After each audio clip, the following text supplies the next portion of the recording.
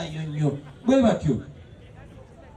batyo batta muganda waffe Bishop Kaggwa naye nga tebaagala muntu yenna akyogereko nti bamusse ne batassa abasumba Cyprian Kisitolwanga ng'abadde atambula eggulo limu n'atambula mayiro 5 enkera nakera nga bamutugidde mu buliri naye nga tebaliyagala kyogerako ne batta Sheikh Muzaata nga tebaliyagala kyogerako. Mu mwaka oguwedde twalina Deputy President waffe Mama Jolly Mugisha olwayawukana ennaku 2 batukubidde ne bagamba yalwadde bamudusiza mu ddwaliro ali mu intensive care tategeera tayogera kyagenda bwekityo paka we yatufaako kwegamba bagenze batutondola omwomu bwe batyo tubadde wano ne Lord Mayor era nga mukuba akama mugamba owulira otya muganda wange kubanga bwe batyo batutandika nze nange njogera wano naye simanyi oba ddi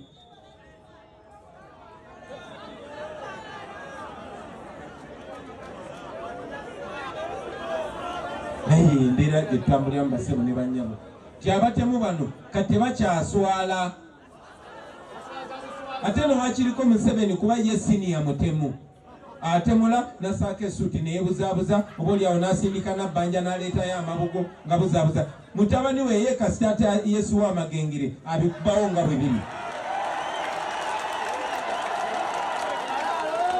mwamulabye ng'agamba ayagala kunsalako omutwe ne ŋŋamba Mukama Katonda lwaki tateeka mundu wansi najja n'agusalako ateeke mundu ze aziteeke wansi amanyi gyembeera magere ajenga omusajja agamyuka nze kusalako n'ekisolo kyajje nakyo kasite mundu aziteeke ebbali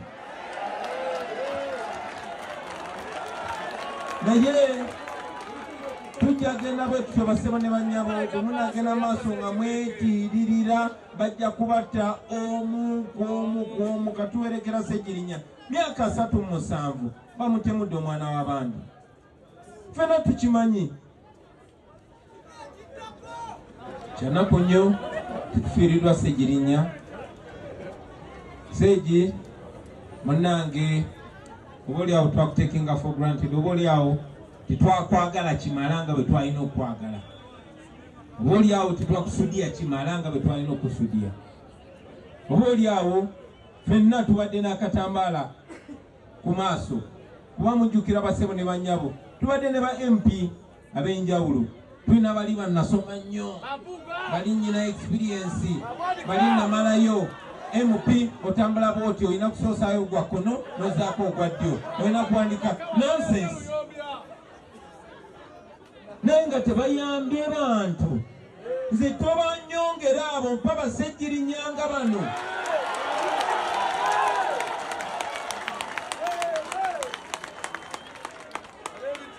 kubanga bannaffe betwalowooza nti bamanyi nnyo amagezi gaabwe ag'ekiboggwe bagakozesa kunyigiriza abantu bagakozesa kubba abantu ekyakyogedeko ate nzikanya naye ani baseba ne banya basobola okugamba nti Ssegirinya yakozesa ekifo kye nabba abantu Ssegirinya yabba mmeka kunga Ssegirinya kunga Ssegirinya kunga people power our power amaama okuzalira muganda waffe Ssegirinya wamu ne family ya Ssegirinya yonna Sebo Deputy President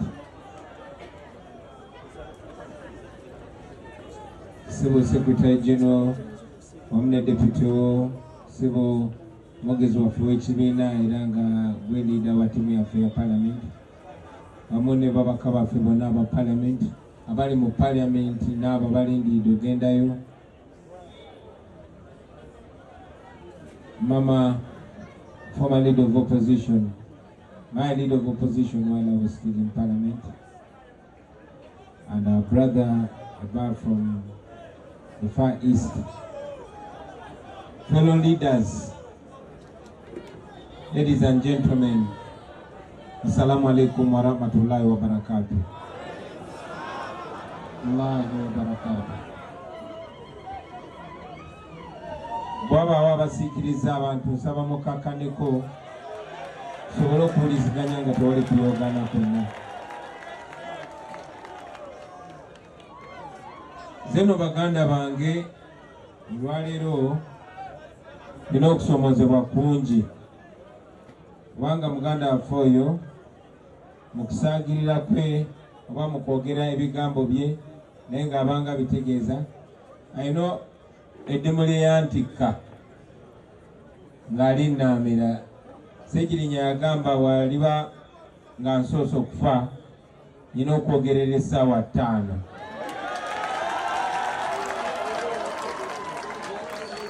nga tumuziika,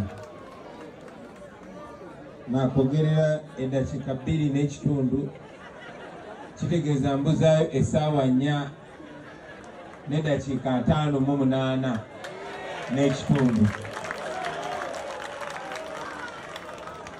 Ne nange nebaza Katonda nti abakulembeze b'enzikiriza y'Obusiraamu bakkiriza newankubadde Sseggirinya yabadde wakuzikibwawo naye famire yasabye ne bakkiriza muganda waffe tumuzike ku Sande.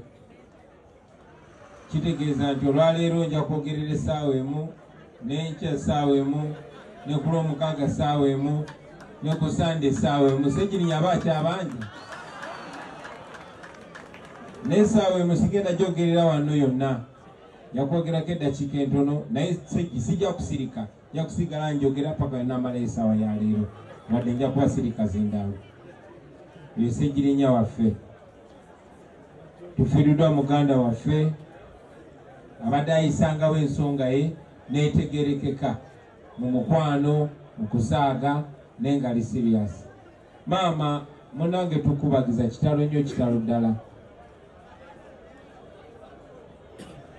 Tukifumiitiriza ne kufena teri asobola kulimba nsi nti ategeera obulumi bw'oyitamu maama okufiira omwana wo ow'enkizo nga Muhammad Sseggirinya. Mu buwangwa bwaffe wano obulumi obwo tufumiitiriza nti omukyala afiiriddwa omwami we, ekyo tukiteebereza era twamuteekerawo n'erinnya obeera namwandu. Omwana afiiriddwa omuzadde we abeera mulekwa n'ebirala ebifaanana bwe bityo. Naye kubanga ekyo tekyafumiitirizibwako ne mu nnono yaffe, simanyi kye tuyita muzadde afiiriddwa mwana, kuba ekyo tetwakisuubira, tebaakisuubira ne bajjajjaffe. Era abazadde ebiseera ebisinga bw'aba asaba Katonda aleme kulaba ku mwana we ng'azaaye. So maama munnange tukusaasira nnyo, tuyimirira naawe, tukusabira Mukama akugumye, akunyige ebiwundu. Naye twongera okukakasa nti ffenna tuli baana bo maama. Abudde Sseggirinya tujja kufuba newankubadde tetusobola mu ngeri yonna yonna kubika oba kugala ga Sseggirinya gy'abadde aggala. Bannange nno tufiiriddwa kyali waffe, tufiiriddwa nnyo nnyo nnyo nnyo nnyo. Sseggirinya abadde mukwano gwa buli muntu mu ngeri ye, nga ne bw'oba onyiize naye saawa zino tesobola kuwera ssaawa nnamba nga temuddinganye na Sseggirinya. Yo Sseggirinya waffe. Sseggirinya abadde example y'omuntu nga ffe abavudde mu ghetto ne yeeyimusa yekka n'okusomozebwa kwonna okw'enjawulo ng'oluzungu lwe alukuba ebiraka naye n'alwogera ne luyitawo. Ffenna tumulabye olugero lwe ng'ayimuka bw'ati, naye nga buli w'ayimuka alina ekifaananyi ky'ayimuka nakyo